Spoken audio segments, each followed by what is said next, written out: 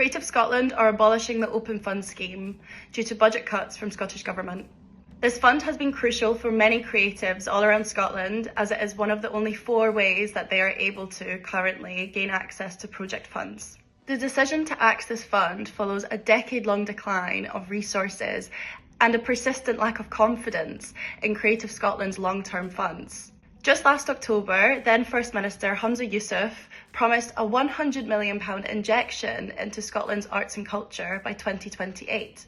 However, in a statement released yesterday by Creative Scotland's Ian Munro, he confirmed that he is yet to hear a word of this £100 million.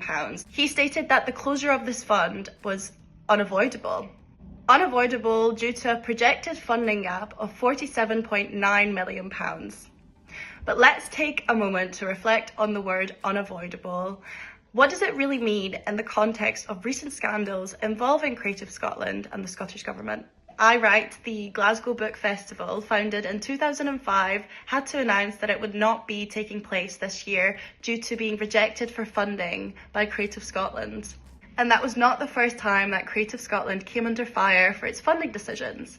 In 2018, they announced cuts to 20 different well-established organisations that they supported. This included the Scottish Youth Theatre, one of Scotland's oldest and most respected youth theatre companies.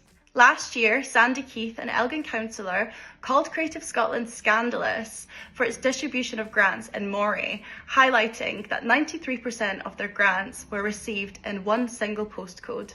And then there's Summer Hall.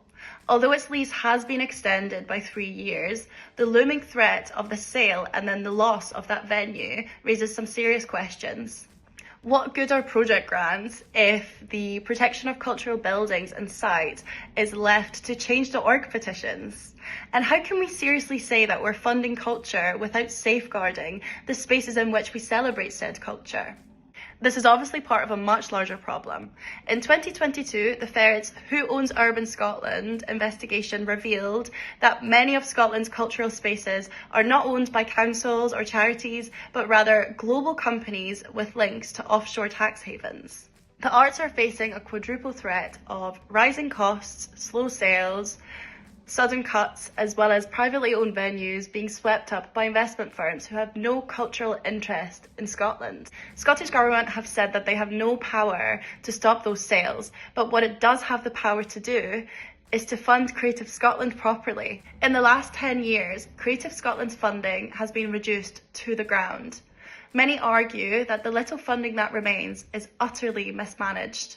Funding culture should be an absolute no-brainer, especially for a party that prides itself in preserving and promoting Scottish identity.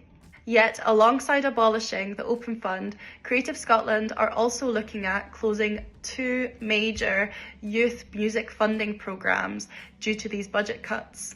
The damage from these decisions will be profound, and not just for the artists who rely on the support, but for the very fabric of Scotland's cultural future. If we continue down this path, we don't only risk losing our cultural institutions, but also the next generation of Scottish creatives.